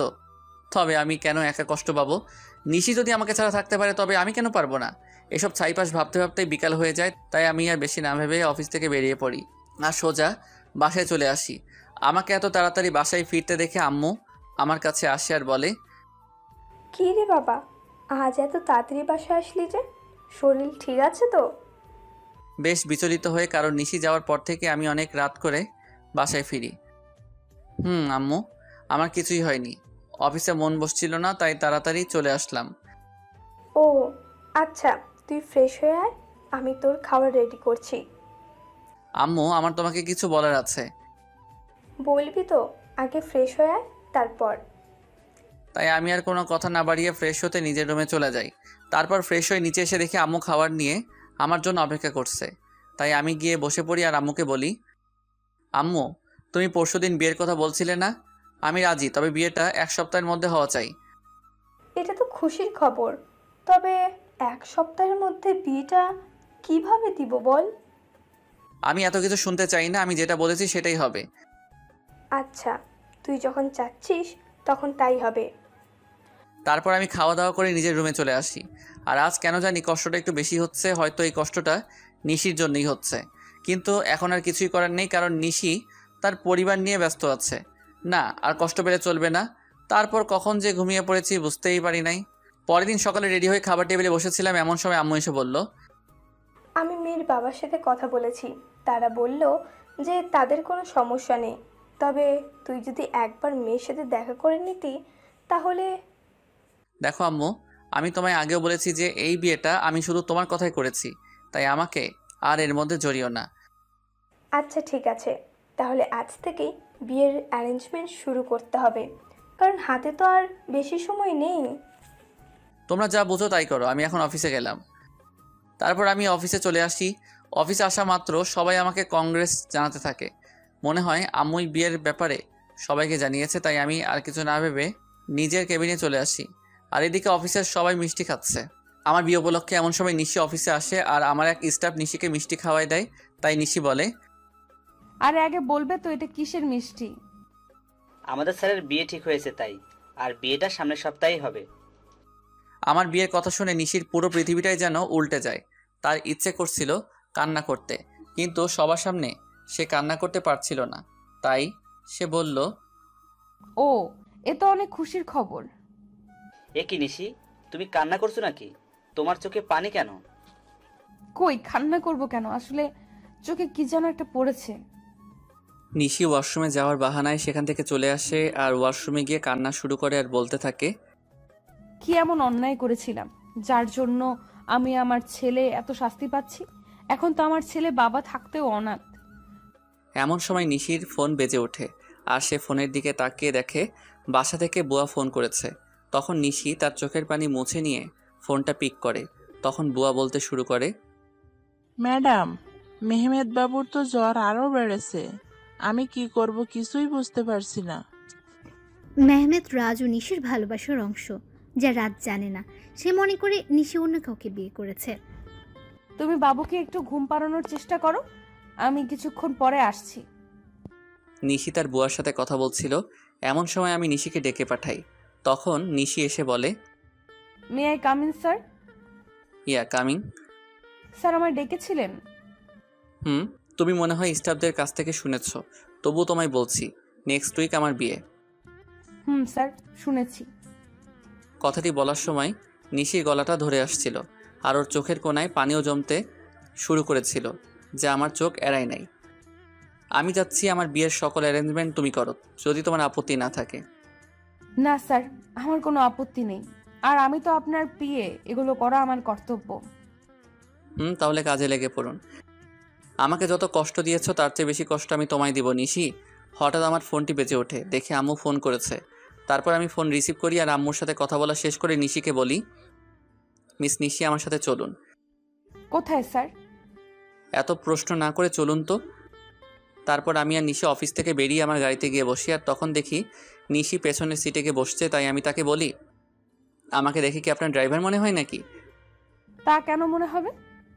তাহলে তুমি পিছনে কেন বসছো? তারপর নিশি সামনের সিটে এসে বসলো আর আমি গাড়ি ড্রাইভ করা শুরু করলাম। কিছুক্ষণ পরে গাড়ি একটা রেস্টুরেন্টের পাশে দাঁড় করালাম আর নিশিকে বললাম, চলো ভেতরে। আমরা এখানে কেন আসলাম? আমি ওর প্রশ্নের জবাব না দিয়ে ভেতরে ঢুকে গেলাম আর পেছন ফিরে দেখি নিশিও আসছে। আমি রেস্টুরেন্টে ঢোকার পরে একটা মেয়ে এসে আমাকে জড়িয়ে ধরে আর আমিও নিশিকে দেখিয়ে মেয়েটিকে জড়িয়ে ধরি। আর নিশির দিকে তাকিয়ে দেখি ও এখনই কান্না করে দিবে এমন অবস্থা। তারপর আমি বলি, নিশি, এ হলো মায়া, আমার বাগদত্তা, আর মায়া এ হলো নিশি, আমার পিয়ে। আমার মুখে নিশি হয়তো পিয়ে শব্দটা আশা করেনি। আর মায়ার পরিচয় পাওয়ার পর নিশি এবার আর নিজের চোখের জল আটকে রাখতে পারে নাই, যার কারণে ওর চোখ থেকে অবাধ ধারায় জল পড়তে থাকে। আর আপনারা হয়তো ভাবছেন মায়া এখানে কেমন করে আসলো, আর আমি বা ওকে কেমন করে চিনলাম। তাহলে শুনুন। আমি যখন অফিসে ছিলাম তখন আম্মু ফোন দেয় আর বলে মায়ার সাথে দেখা করার কথা। যদিও আমি প্রথম দিকে আম্মুকে নিষেধ করে দেই যে আমি মায়ার সাথে দেখা করব না, কিন্তু পরে আমার নিশির কথা মনে হয়, তার সাথে মনে হয় ওর ধোকা দেওয়ার কথা। তাই আমি মায়ের সাথে দেখা করতে রাজি হয়ে যাই আর আমার সাথে নিশিকেও নিয়ে আসি। তো গল্পে ফেরা যাক। মায়ার পরিচয় দেওয়ার পর আমি নিশির দিকে তাকাই, তখন দেখি নিশির চোখ দিয়ে জল গড়িয়ে পড়ছে। কেন জানি নিশির চোখের জল আমার সহ্য হচ্ছিল না, তাই আমি ওকে বলি, Nishi are you okay? Yes sir. তাহলে তোমার চোখে জল কেন? কই না তো, আসলে স্যার প্রচুর গরম পড়েছে তো তাই এমন মনে হচ্ছে। স্যার আপনারা বসুন, আমি ওয়াশরুম থেকে ফ্রেশ হয়ে আসছি। তারপর নিশি ওয়াশরুমে চলে যায়। ওয়াশরুমে গিয়ে নিশি জোরে কান্না করতে থাকে, কিন্তু তার এই কান্না দেখার কোনো মানুষ সেখানে উপস্থিত ছিল না, তাই হয়তো সে কান্না করতে পারছিল। নিশি কান্না জড়িত কণ্ঠে বলছিল, হে আল্লাহ, আমার সাথেই কেন এরকম হয়? ভালোই তো ছিলাম আমি ওকে ছাড়া, তবুও কেন ওকে আবার আমার জীবনে ফিরিয়ে আনলে? যখন আনলে তাহলে সে অন্য কারো হয়ে যাচ্ছে। আমি আর আমার বাচ্চা তো ভালোই ছিলাম ওকে ছাড়া, তবু কেন এমনটা হচ্ছে? আমার বাচ্চা কি কোনোদিন তার বাবার পরিচয় আর আদর পাবে না? কিন্তু নিশি কোনোভাবেই নিজের কান্না থামাতে পারে না। কিন্তু সে তার বাচ্চার কথা ভেবে নিজেকে শক্ত করে আর বোঝায় তার বাবুর জন্য হলেও নিজেকে শক্ত রাখতে হবে। প্রায় আধা ঘন্টা পরে নিশি ওয়াশরুম থেকে বের হলো, আর রাজ তার চেহারা দেখে রীতিমতো ভয় পেয়ে গেল, কারণ তার চোখগুলো লাল হয়ে আছে, তার সাথে ফুলেও গেছে। আর মানে নিশি এতক্ষণ কান্না করছিল, কিন্তু নিশির কান্না করার তো কোনো কারণ এখানে নেই। তবুও সে কেন কান্না করছিল আমি কিছুই বুঝতে পারছিলাম না। তখন নিশি আমাদের কাছে আসলো আর চেয়ারে বসে পড়লো, আর আমি রেস্টুরেন্টের একজন স্টাফকে ডেকে খাবার অর্ডার করলাম। কিছুক্ষণ পর খাবার আসলো। আমি নিশিকে দেখানোর জন্য মায়াকে নিজের সাথে খাইয়ে দিচ্ছিলাম, আর এটা দেখে নিশি আর ঠিক থাকতে পারলো না, তার চোখগুলো আবার জলে ভরে গিয়েছিল। তাই সে এগুলো আড়াল করার জন্য বলল, স্যার আমার এখন যেতে হবে, এমনিতেও আমার অফিস টাইম শেষ হয়ে গেছে। তুমি তো কিছুই খেলে না, খাওয়া শেষ করে তারপর যাও। না স্যার, এখন আর খাইতে মন চাইছে না। ওকে তাহলে যাও, আর কাল থেকে আমার বিয়ের এঙ্গেজমেন্টের সকল কাজ শুরু করে দিও। যদি কারো সাহায্য প্রয়োজন হয় তাহলে আমাকে বইলো। ঠিক আছে স্যার, আমি এখন আসি। তারপর নিশি চলে যায় আর আমিও মায়া কিছু গল্প করতে থাকি। যদিও মায়ের সাথে কথা বলার কোনো ইচ্ছা আমার নেই, তাও আম্মুর কথা ভেবে বলছিলাম। অন্যদিকে নিশি বাড়িতে গিয়ে নিজের ছেলেকে জড়িয়ে ধরে কান্না শুরু করে দেয় আর বলতে থাকে, তোর বাবা খুব পচা, আমাকে একটুও বিশ্বাস করে না, এমনি তোকেও ভালোবাসে না, তাই তো আজ অন্য একটা মেয়েকে নিজের হাতে খাইয়ে দিচ্ছিল। কিন্তু একদিন আমাকে বলেছিল আমাকে ছাড়া আর অন্য কোনো মেয়েকে সে টাচ করবে না। এসব কথা বলছিল আর কান্না করছিল। একসময় কান্না করতে করতে নিশি ঘুমিয়ে পড়ল। আমি আর মায়া কিছুক্ষণ গল্প করার পরে রেস্টুরেন্ট থেকে বের হয়ে আসি, আর মায়া তার গাড়িতে করে বাসায় চলে যায়। আমি যখনই নিজের গাড়িতে উঠতে যাব তখনই কেউ আমার নাম ধরে ডাক দেয়। পেছন ফিরে দেখি নিশির বেস্ট ফ্রেন্ড মিম। তাই আমি তাকে বলি, কেমন আছো মিম, আর দেশে কবে ফিরলে? আসলে মিম দেশের বাইরে থাকতো। ভালো আছি ভাইয়া, আর কিছুদিন হলো দেশে ফিরেছি। নিশি কেমন আছে? আর ওকে আমি ফোন দিই কিন্তু ওর ফোনটা বন্ধ দেখায় কেন? নিশি কেমন আছে সেটা নিশি হয়তো ভালো জানে। আপনার কথার মানে বুঝলাম না। আর নিশি তো আপনার স্ত্রী, তাহলে কেমন সেটা আপনি জানবেন না কেন? নিশি আমার স্ত্রী ছিল, কিন্তু এখন নেই। কি বলছেন এগুলো? আমি তো কিছুই বুঝতে পারছি না। এখানে না বোঝার তো কিছুই নেই, মানে আমি আর নিশি আলাদা হয়ে গেছি। কিন্তু কেন? আপনারা দুইজন দুজনাকে তো ভালোবাসতেন। শুনতে চাও কেন? তাহলে শোনো। তারপর আমি 1 বছর আগের সকল ঘটনা মিমকে বলি, আর ওই ছবিগুলো মিমকে দেখাই। আর মিম এগুলো দেখে আমায় যে কথা বলে সেগুলো শুনে আমার পুরো শরীরটা কাঁপতে থাকে। আমি কিভাবে এমনটা করতে পারলাম এগুলো ভেবেই কান্না চলে আসে আমার। আর মিম আমায় যে কথাগুলি বলে তা হলো, আপনি কি জানেন ছেলেটা কে? ছেলেটার নাম সাজিদ, এবং নিশি আর সাজিদ একে অপরকে ভালোবাসে। না, আপনি যেটা জানেন সেটা সত্যি নয়। সত্যিটা আমি আপনাকে বলছি। তারপর মিম আমাকে সাজিদের ব্যাপারে সব কথাগুলো বলল, যা শোনার পর নিজেকে বড় অপরাধী মনে হচ্ছিল। মিম বলল যে আমি আর নিশি একই ভার্সিটিতে পড়তাম আর একই ডিপার্টমেন্টে, যার কারণে আমার আর ওর মধ্যে খুব ভালো বন্ধুত্ব হয়ে যায়। আমরা দুজন সবসময় একসাথেই থাকতাম। একদিন আমি আর নিশি ভার্সিটির ক্যাম্পাসে বসেছিলাম, তখন একটা ছেলে এসে নিশিকে প্রপোজ করে, কিন্তু নিশি তাকে না বলে দেয়। আমি এর কারণ জানতে চাইলে নিশি জবাবে বলে যে তার ভালোবাসা শুধু তার বরের জন্য। তাই আমি নিশিকে আর কিছু জিজ্ঞেস করি নাই। তারপর কি হলো? ওই ছেলেটির নামই ছিল সাজিদ, কিন্তু নিশি মানা করার পরেও সে নিশির পিছু ছাড়ে নাই। তাকে প্রতিদিন বিরক্ত করত। কিন্তু নিশি কিছুই বলতো না। আর একদিন সাজিদ এসে হঠাৎ নিশির হাত চেপে ধরে এবং সেদিন নিশি আর সহ্য করতে না পেরে পুরো কলেজের সামনে সাজিদকে চড় মারে। কিন্তু সাজিদ সেদিন যাওয়ার আগে বলেছিল যে সে নিশিকে সুখে থাকতে দিবে না, আর আজ দেখুন তার কথাই সত্যি হলো। আমি এখন কি করব কিছুই বুঝতেছিলাম না, কারণ আমার যে করার মতো কিছুই নেই। আমি যে নিশির সাথে বড় অন্যায় করেছি। মিম কান্না থামিয়ে আমাকে বলল, আপনি কি জানেন আপনি যখন নিশিকে তাড়িয়ে দেন তখন তার পেটে আপনার সন্তান ছিল? মানে কি বলছো তুমি? হ্যাঁ, আমি ঠিকই বলছি। আপনি যখন ওকে অপমান করে তাড়িয়ে দেন তখন সে আপনার সন্তানের মা হতে যাচ্ছিল। আর এটা নিয়ে যে কতটা খুশি ছিল সেটা আপনাকে বলে বোঝানো যাবে না। সে আপনাকে বলার আগে আমায় ফোন দিয়েছিল আর বলেছিল যখন সে আপনাকে এই কথাটি বলবে তখন আপনার রিয়াকশন কেমন হবে, এটা ভেবেই সে খুশি ছিল। কিন্তু আপনি কি করলেন? মিম আর কিছু বলতে পারল না, তার আগেই কান্নায় ভেঙে পড়ল। মানে নিশির সন্তানের বাবা আমি, আর আমি তাকে কি না কি ভেবেছিলাম। আমিও প্রচুর কান্না করছিলাম। তখন মিম আমাকে বলল, এখন কান্না করে কি হবে? যা হওয়ার তা হয়ে গেছে। এখন আর এগুলো ভেবে কি করবেন? না, এখনো কিছু হয় নাই। তারপর আমি মিমকে নিশির কথা বললাম। সত্যি বলছেন? নিশি এখনো এই শহরেই থাকে? কিন্তু তোমাকে আমার জন্য একটা কাজ করতে হবে যাতে আমি আবার নিশিকে ফিরে পাই। কি করতে হবে আমায় বলুন। তারপর আমি মিমকে আমার প্ল্যান বলি আর সেও রাজি হয়ে যায়। তাই আমিও নিজের বাসায় চলে আসি। বাসায় আসার পর আম্মু আমাকে বলে, বাবা, মেয়েকে কি তোর পছন্দ হয়েছে? আম্মু আমি এই বিয়েটা করতে পারবো না। তুই কিন্তু আমায় কথা দিয়েছিস। আমি কেমন করে এই বিয়ে করব বলো? কেন করবি না শুনি? তারপর আমি নিশির কথা আর ওর আর আমার বাচ্চার কথা আম্মুকে বলি। তখন আম্মু কান্না শুরু করে দেয় আর বলে, আমার বৌমার নাতিকে কবে আনবি বাবা? খুব জলদি আনবো, তার আগে তোমার একটা কাজ করতে হবে। তারপর আমি আম্মুকে সব কিছু বুঝিয়ে উপরে চলে আসি। আমি রুমে এসে ভাবতে লাগি কিভাবে কি করব, নিশি কি আমায় ক্ষমা করবে নাকি করবে না। তখন আমার সাজিদের কথা মাথায় আসে। কেন সাজিদ এমনটা করলো সেটা তো আমার জানা দরকার। তাই আমি আমার ফ্রেন্ডদের ফোন দিই আর বলি এখনই আমার সাথে দেখা করতে, আর আমিও বেরিয়ে পড়ি। ইরে, এত জলদি দেখা করতে বললি? কোনো সমস্যা হয়েছে নাকি? বলছি, তার আগে রবি আর মিজানকে আসতে দে। কিছুক্ষণ পরে রবি আর মিজান চলে আসে আর আমি ওদেরকে মিমের বলা সকল কথা ওদেরকে খুলে বলি। সব শোনার পরে ওরা বলে, ভাবিকে রাজি করাতে পারবি বলে মনে হয় না। হয়তোবা, কিন্তু হাল ছাড়লে তো চলবে না। আর শোন, তোদের একটা কাজ করতে হবে। কি কাজ বল? সাজিদকে যেভাবেই হোক তোদের খুঁজে বার করতে হবে, আর এই নিয়ে সাজিদের ছবি। তারপর আমি ওদেরকে সাজিদের একটা ছবি দেই। ওকে, তোর কাজ হয়ে যাবে। তার আগে তুই ভাবিকে কিভাবে ম্যানেজ করবি। ঠিক বলেছিস, কিছু তো একটা করতেই হবে। আচ্ছা তোরা এখন থাক, আমি একটা জায়গা থেকে আসতেছি। ওদের থেকে বিদায় নিয়ে আমি সোজা অফিসে চলে আসি। অবশ্য অফিসে আসার মূল উদ্দেশ্য হলো নিশির বাড়ির ঠিকানাটা নেওয়া, কারণ আমি ওর বাসার ঠিকানা জানি না। অফিসে আসার পরে আমি ম্যানেজারকে ফোন দিই আর অফিসে আসতে বলি।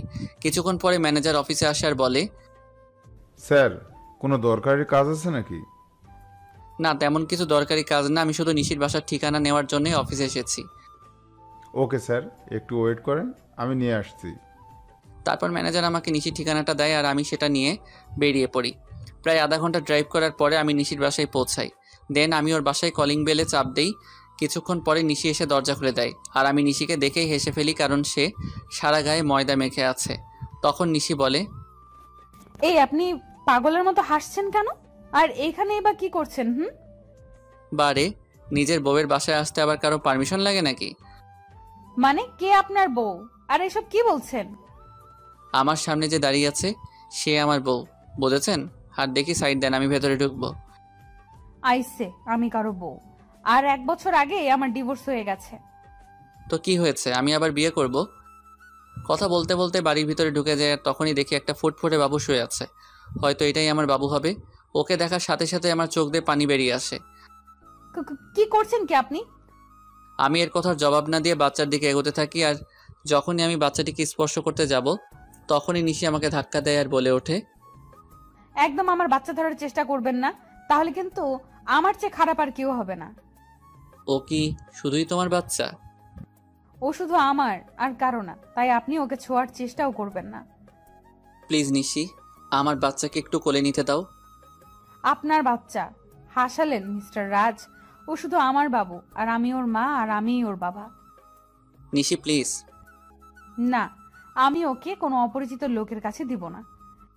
তুমি কাকে অপরিচিত বলছো নিশি? তুমি জানো না আমি ওর কে হই? না, জানি না, আর জানতেও চাই না। তাই ভালোই ভালোই বলছি, এখান থেকে চলে যান, নয়তো আমার থেকে খারাপ আর কেউ হবে না। তুমি মানো নাকি না মানো, আমি ওর বাবাই, আর এটাই সত্যি। বাবা, তাই না? এই বাবার অর্থটার মানে আপনি জানেন? যে নিজের স্ত্রীকে বিলিভ না করে অন্য লোকের কথা শুনে নিজের অন্তঃসত্ত্বা স্ত্রীকে বাড়ি থেকে বাইর করে দেয়, তার কোনো বাবা হওয়ার যোগ্যতা নেই। বুঝেছেন আপনি?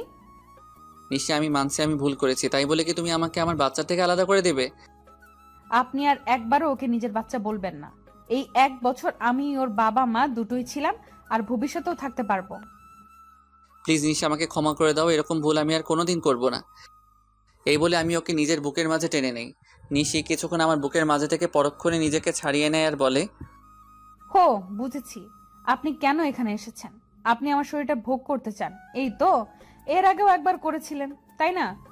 ওকে, আমি নিজেই আমার সব বিলিয়ে দিচ্ছি, তবুও আপনি আমার আর আমার সন্তানের মাঝে আসবেন না।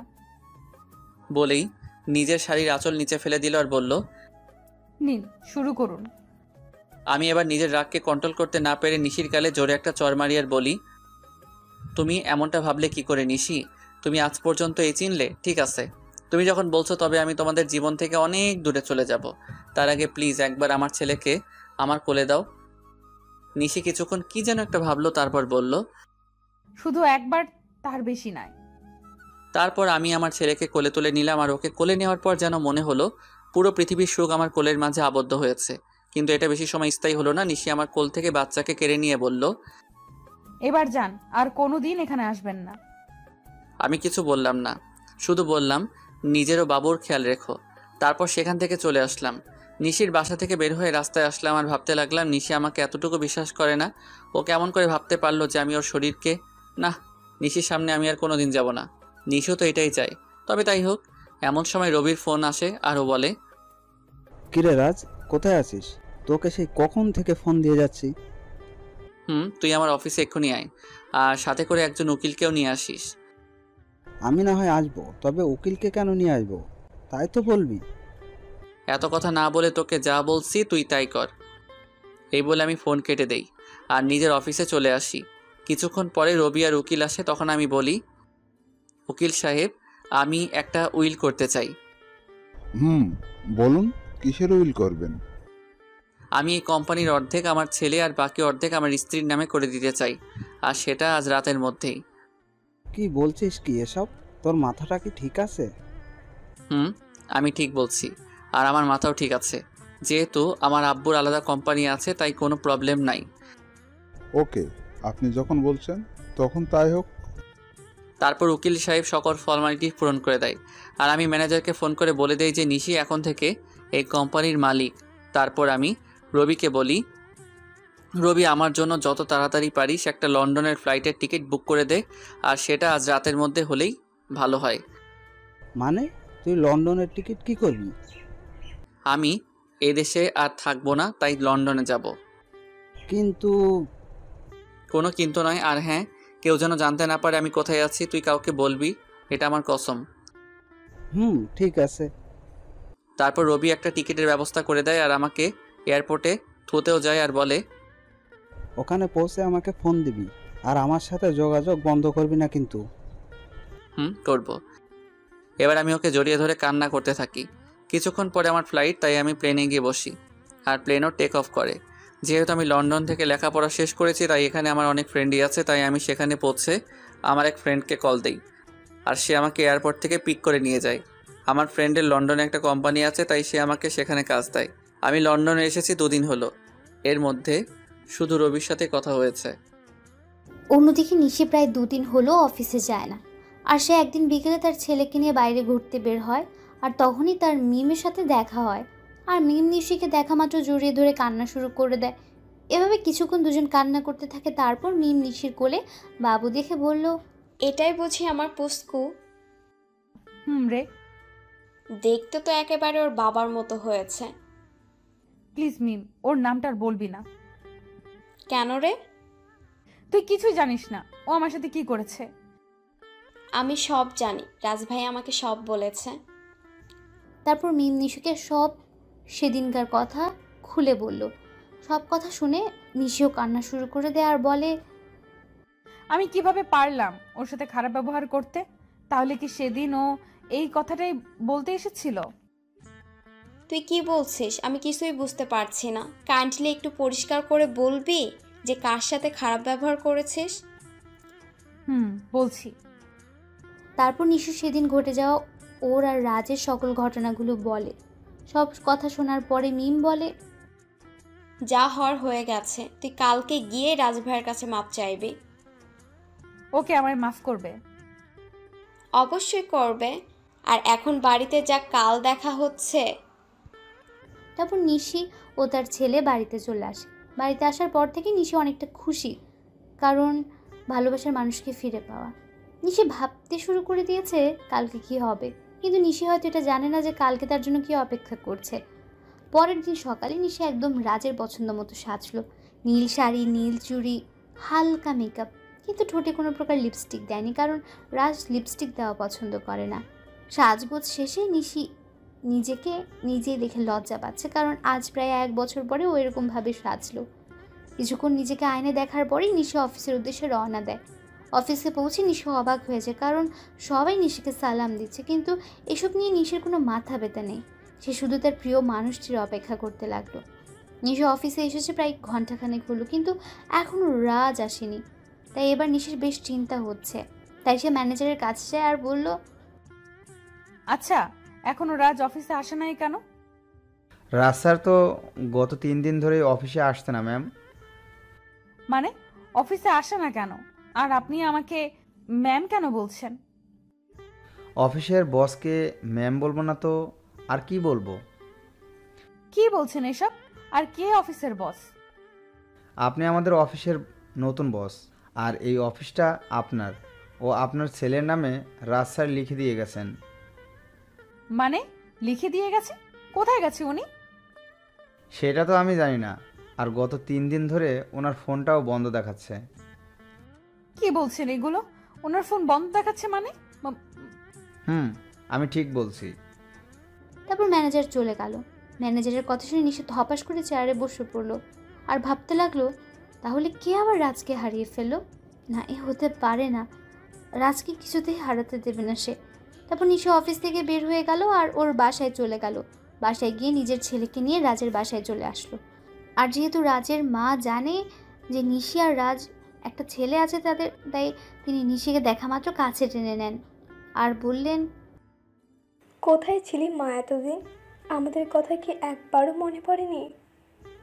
মা, মনে তো অনেক পড়েছে, কিন্তু আসার অধিকারটা ছিল না। হয়েছে, আর বলতে হবে না। আর এটাই কি আমার দাদু ভাই? আম্মু। তারপর সবাই মেহমতকে নিয়ে ব্যস্ত হয়ে পড়লো। কিছুক্ষণ পর নিশি বলে, আম্মু, তোমার ছেলে কই গো? ও আমাকে অনেক জ্বালিয়েছে, আজ তার বদলা নেব। মানে রাজ তোর সাথে আসেনি? সে তো বলেছিল তোকে নিয়ে বাসায় আসবে, তাই আমি ওকে কোনো ফোন দিইনি। ও 3 দিন ধরে আমার সাথে দেখাই করে নাই, আর অফিসেও যায় নাই, তাই আমি মনে করলাম যে ও বাসায় আছে। এখন রাজের আম্মু কান্না করছে। তারা সবাই ভাবছে যে রাজ কোথায় গেল। অন্যদিকে রাজ লন্ডনে গিয়ে তার বন্ধুর বাসায় উঠেছে, আর আজ তার অফিসের প্রথম দিন, তাই সে অফিসের জন্য তৈরি হয়ে বের হবে। তারপর রাজ আর ইব্রাহিম, রাজের বন্ধু, অফিসের উদ্দেশ্যে রওনা দেয়। অফিসে পৌঁছে রাজ অবাক না হয়ে পারল না, কারণ আমাদের অফিসের বস হলো নীলা। সে আমাকে দেখা মাত্র আমায় এসে জড়িয়ে ধরে আর বলে, আরে রাজ, কেমন আছো তুমি? আলহামদুলিল্লাহ, ভালোই আছি। তুমি কেমন আছো? ভালো ছিলাম না, কিন্তু এখন থাকবো। মানে তুমি কি বললে বুঝতে পারলাম না। আমি বললাম যে আমিও ভালো আছি। তা আঙ্কেল আন্টি কেমন আছে? তারাও ভালোই আছে, যদিও আমি জানি না যে তারা কেমন আছে।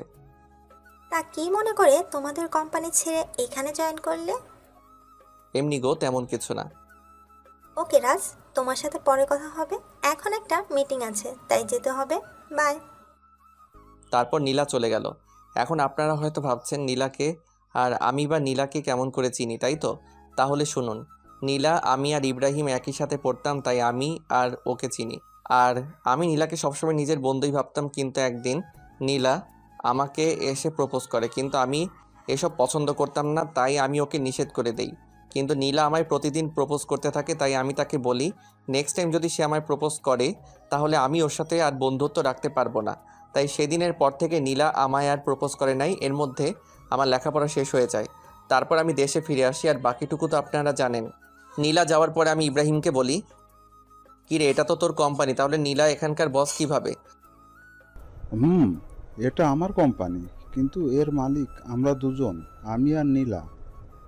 তো তুই আমাকে আগে বলতে পারলি না যে এখানে নীলাও আছে? তাহলে আসছি না, তাই তো? এর জন্যই তো নীলার কথা আমি তোকে আগে বলি নাই। বেশ করেছিস। এখন এখান থেকে দূর হ, আমার কাজ আছে। তারপর আমি কাজ করতে শুরু করলাম। বিকালের আগে আমার সব কাজ শেষ হয়ে যায়, তাই আমি একটু অফিসের চারপাশটা ভালো করে ঘুরে দেখছিলাম। তখন পেছন থেকে কেউ আমার কাঁধে হাত রাখে। আমি তখন পেছনে ফিরে দেখি নীলা দাঁড়িয়ে আছে। এখানে দাঁড়িয়ে কি করছো রাজ? কিছু না, শুধু চারপাশের প্রকৃতি দেখছিলাম। ওহ, চলো আজ আমি আর তুমি দুজন একসাথে ডিনার করব। তা কি করে হয় বলো? সব হয়। বলে এক প্রকার জোর করে গাড়িতে বসিয়ে দেয়। কিছুক্ষণ পর নীলা গাড়ি একটা রেস্টুরেন্টের সামনে দাঁড় করায়, আর আমরা সেখানে ডিনার শেষ করি। ডিনার করার সময় আমাদের অনেক কথাই হয়। তারপর নীলাই আমাকে বাড়িতে পৌঁছে দেয়। বাড়িতে আসার পরে আমি সোজা ওয়াশরুমে চলে যাই, আর কিছুক্ষণ পরে ফ্রেশ হয়ে বেরিয়ে আসি। আর তখনই আমার রবির কথা মনে হয়। আজ সারাদিন ওকে একবারও ফোন দেওয়া হয়নি, তাই আমি দেরি না করে ওকে ফোন দেই। কিন্তু ফোন দেওয়ার পর রবি যা বলে তা শোনার জন্য আমি মোটেও প্রস্তুত ছিলাম না। কেমন আছিস ভাই? এই তো ভালোই আছি, তুই কেমন আছিস? আমিও ভালো আছি।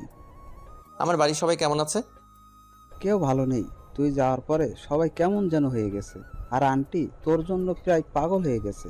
তুই ফিরে আয় ভাই। সময় হলে আমি ফিরে আসবো। আর নিশি আর আমার বাবু কেমন আছে রে? নিশি তো... রবি নিশির ব্যাপারে কিছু বলতে যাবে তার আগে আমি বলি, বাদ দে নিশির কথা, তুই ভালো থাকিস আর আমার পরিবারকেও দেখে রাখিস। এই কথাগুলো বলেই আমি ফোন কেটে দেই। সে রাতে আমার আর ঘুম আসলো না। পরের দিন থেকে আমি আবার নতুন জীবন শুরু করার ব্যর্থ চেষ্টা করি। সকালে ফ্রেশ হয়ে ইব্রাহিমের সাথে অফিসে চলে যাই। আর অফিসে পৌঁছে নীলা বলে, রাজ কেমন আছো? এই তো ভালো, তুমি কেমন আছো নীলা? আমিও ভালো আছি। কাজের চাপ বেশি দেয়নি তো তোমায়? আরে না, এতটুকু কাজ করার অভ্যাস আমার আছে। ও আচ্ছা, তোমার কাজ শেষ হলে আমি আর তুমি এক জায়গায় যাব, কেমন? সেটা না হয় যাবো, কিন্তু যাবেটা কোথায়? সেটা গেলেই দেখতে পারবে। আমিও আর বেশি না ভেবে কাজে মন দিলাম। আর কাজ করতে করতে কখন বিকেল হয়ে গেছে জানতেই পারি নাই। তখন হঠাৎ নীলা এসে বলল, কি গো, তোমার হলো? আর একটু আছে, তুমি দাঁড়াও। আমি আর দাঁড়াতে পারছি না, তুমি আমার সাথে চলো, আমি এই কাজটা অন্য কাউকে দিয়ে করাচ্ছি। বলে নীলা আমার কাজটা একজনকে দিয়ে আমাকে জোর করে বাইরে নিয়ে আসে। আমাকে বাইরে নিয়ে আসার পর নীলা বলে, তুমি গাড়িতে বসো, আমি আসছি। তারপর নীলা আবার অফিসের মধ্যে চলে যায়, আর আমি গাড়িতে উঠে বসি। কিছুক্ষণ পরে নীলা বের হয়ে আসে আর গাড়িতে উঠে গাড়ি ড্রাইভ করে। কিছুক্ষণ ড্রাইভ করার পরে আমরা একটা বড় বাড়ির সামনে এসে দাঁড়াই, আর নীলা বলে, রাত চলো। এটা আমায় কোথায় নিয়ে এলে? ভেতরে গেলেই দেখতে পারবে। তারপর আমি নীলার পিছু পিছু ভেতরে যাই। আর ভেতরে গিয়ে আমি অবাক হয়ে যাই, কারণ ভেতরে নীলার বাবা মা বসা ছিল। তার মানে এটা নীলাদের বাড়ি। তখন আমি বললাম, কেমন আছেন আঙ্কেল? কেমন আছেন আন্টি? ভালো বাবা, তুমি কেমন আছো? জি আন্টি, আমিও ভালো আছি। তারপর আরও অনেক কথা বললাম, আর খাওয়া দাওয়াও এখানেই করলাম। নীলা রাতে আমাকে ইব্রাহিমের বাসায় ধুয়ে যায়, তাই আমিও ফ্রেশ হয়ে ঘুমিয়ে পড়ি। এভাবেই 5টা বছর পার হয়ে যায়। আর এই 5 বছরে নিশির জন্য আমার ভালোবাসায় এতটুকু কমে নাই, বরং বেড়েছে। তো প্রতিদিনের মতো আজও অফিসে গেলাম। আর অফিসে পৌঁছানোর পর নীলা আমার কাছে এসে বলল, শোনো রাজ, আমরা আগামীকাল বাংলাদেশে যাব। সেখানে একটা মিটিং আছে, আর আমার সাথে তুমিও যাবে। তাই তোমার যা যা প্রয়োজন তুমি আজ বাসায় গিয়ে প্যাকিং করে নাও, আর কাল সকালে আমাদের ফ্লাইট। ওকে ঠিক আছে। কেন জানি আমি ওকে মানা করতে পারলাম না। হয়তো অনেকদিন পর দেশে ফিরবো, এর জন্যই সেদিনকার মতো অফিস করে বাসায় চলে আসলাম। তারপর আমি আমার কিছু জিনিস প্যাকিং করে রাখলাম। পরের দিন সকালেই আমি আর নীলা বাংলাদেশে চলে আসলাম, আর আমি ওখানকার যে কোম্পানির সাথে মিটিং হবে সেখানে গেলাম। আমি সেখানে গিয়ে আরও বেশি অবাক হয়ে যাই, কারণ এটা আর কারণ না, আমার বাবার কোম্পানি, যার সাথে আমাদের মিটিং হবে। আমি কি করব তাই ভেবে পাচ্ছিলাম না। একবার মনে করলাম যে মিটিংটা অ্যাটেন্ড করব না, কিন্তু পরক্ষণে কী যেন হলো, আমি মিটিং প্লেসে চলে গেলাম। সেখানে গিয়ে আমি দেখি আমার বাবা একটা চেয়ারে বসা আছে, আর তার চেহারাটা কেমন যেন শুকিয়ে গেছে। তো আমি সেখানে গিয়ে সবার সাথে মত বিনিময় করলাম। আর আমি যখনই বাবার কাছে গেলাম, তখন বাবা আমাকে দেখা মাত্র জড়িয়ে ধরল আর বলল, কোথায় ছিলি বাবা এতদিন? আমাদের কথা কি তোর একটুও মনে পড়ে নাই? বাবা, অনেক মনে পড়েছে, কিন্তু আমি যে অপারগ ছিলাম। এখন আমার সাথে তুই বাসায় যাবি, তোকে দেখলে তোর আম্মু অনেক খুশি হবে। আব্বু, আমি যাব, তার আগে মিটিংটা শেষ করে নেই। সত্যি বলছিস তো? সত্যি। এতক্ষণ সবাই আমাদের দিকে তাকিয়েছিল আর বোঝার চেষ্টা করছিল যে কি হচ্ছে এগুলো। এমনি নীলাও অবাক হয়ে গিয়েছে, কারণ সেও আমার বাবাকে চিনে না। তাই সে আমার কাছে এসে বলল, তুমি বিজনেসম্যান নাজমুল সাহেবের ছেলে? তুমি এত বড় বিজনেসম্যানের ছেলে হয়ে আমাদের কোম্পানিতে একজন সাধারণ স্টাফ হয়ে কাজ কেন করছিলে? এর একটা কারণ আছে যেটা তুমি জানো না। কি কারণ আছে রাজ? মিটিং শেষ হোক, তারপর না হয় বলি। ওকে, ঠিক আছে। নীলার অবাক হওয়াই স্বাভাবিক, কারণ এই 5 বছরে আমি নীলাকে একবারের জন্য আমার আসল পরিচয়টা বলি নাই, যদিও সে জানতো আমাদের একটা কোম্পানি আছে। তারপর আমরা মিটিং শেষ করে বাহির হলাম, আর তখনই আমার চোখ গেল একটা বাচ্চার উপর। বয়স আর কত হবে, 5-6 বছর হয়তো, কিন্তু ওকে দেখে মনে হচ্ছে কতদিনের না চেনা। তাই আমি ওর কাছে যাই আর বলি, বাবা, তোমার নাম কি? কিন্তু ছেলেটা আমাকে অবাক করে দিয়ে পাপা বলে আমায় জড়ায় ধরে। কে তোমার পাপা? তুমি তো আমার পাপা, আমার মামুনি বলছে। আর জানো পাপা, তোমার জন্য আমার মামুনি প্রতিদিন কান্না করে। কে তোমার মামুনি বাবা? তখন ছেলেটি হাত দিয়ে একজনকে দেখিয়ে দেয়, আর সেটা আর কেউ না, সেটা হলো নিশি। মানে ছেলেটি আমার আর নিশি সন্তান। তার জন্য কি ওর জন্য এত টান অনুভব হইতেছিল? তখনই নিশি আমাদের সামনে চলে আসে, আর আমাকে দেখে সে খানিকটা স্তব্ধ হয়ে যায়, কিন্তু পরক্ষণে আমায় জড়িয়ে ধরে কান্না করে দেয়। কিন্তু তখন হঠাৎ নীলা কোথায় থেকে যেন চলে আসে, আর নিশিকে আমার বুকে দেখে ও নিশিকে তুলে ওর গালে 2টো চড় বসায় দেয় আর বলে, এই মেয়ে, তোমার লজ্জা করে না অন্যের স্বামীকে জড়াই ধরতে? অন্যের স্বামী মানে? হ্যাঁ, তুমি যাকে জড়াই ধরছো সে আমার হাজবেন্ড হয়। ও সরি, আমায় ক্ষমা করে দিয়েন। আর মিস্টার রাজ, আপনার ছেলেকে দেখে রাখবেন।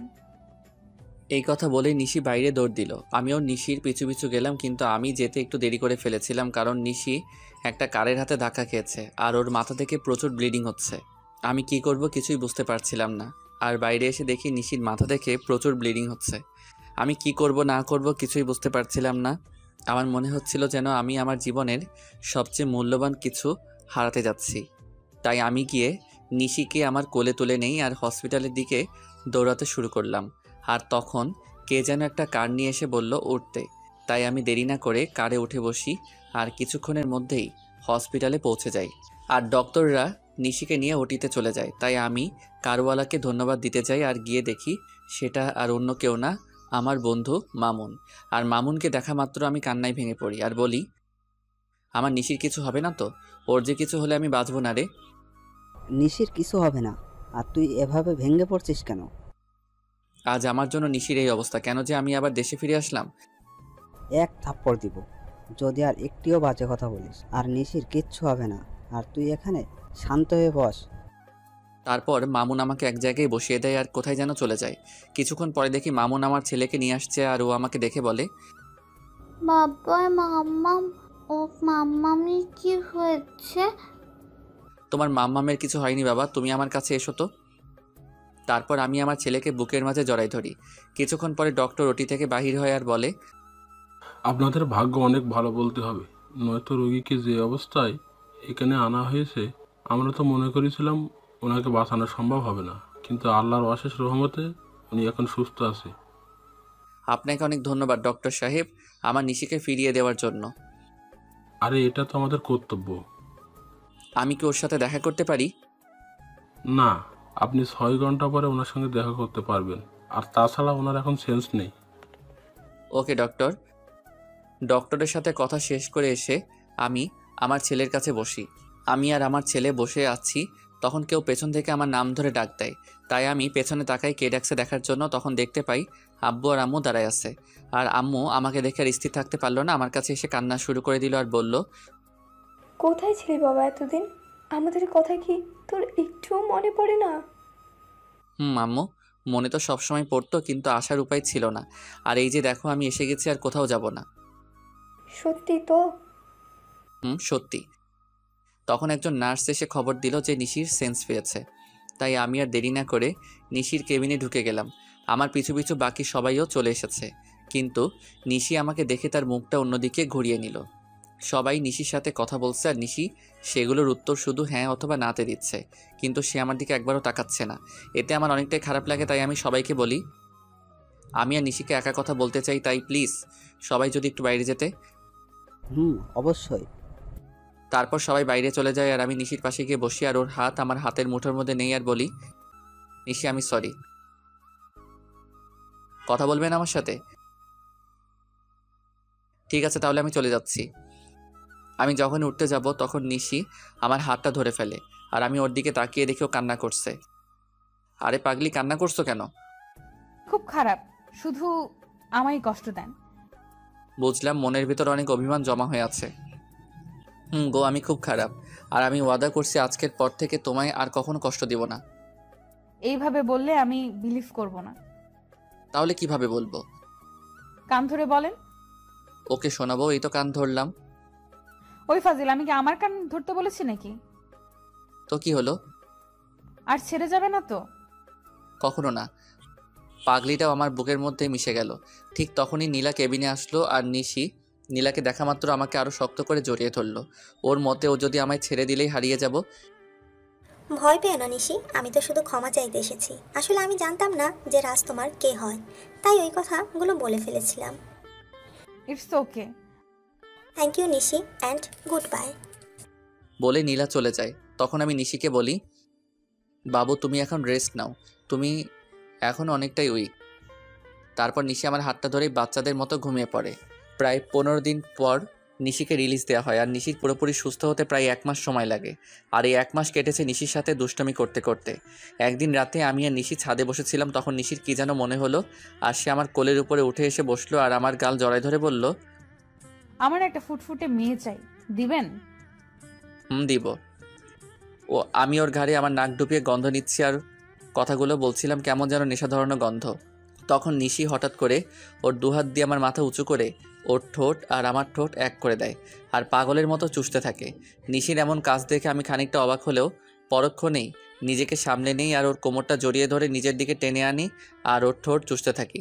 এইভাবে প্রায় 10 মিনিট ছিলাম। তারপর আমি নিশির পাজাখোলা করে তুলে নিয়ে রুমের মধ্যে আসি আর পা দিয়ে দরজাটা লাগিয়ে দিই। তারপর নিশিকে বিছানায় শুয়ে দিয়ে নিজের শার্টের বোতামগুলো খুলি আর শার্টটা দূরে ছুঁড়ে মারি। তারপর নিশির ওপরে উঠে ওর ঘাড়সহ সারা শরীরে কিস করি, সাথে হালকা কামড় দেই। ফলে নিশি হালকা চিৎকার করছিল। তারপর আমি আস্তে আস্তে নিশির ব্লাউজের হুক খুলি আর নিশি আবেশ আমাকে জড়ায় ধরে। তারপর আর কমু না, সবাই নিজে থেকেই বুঝে নেন গা।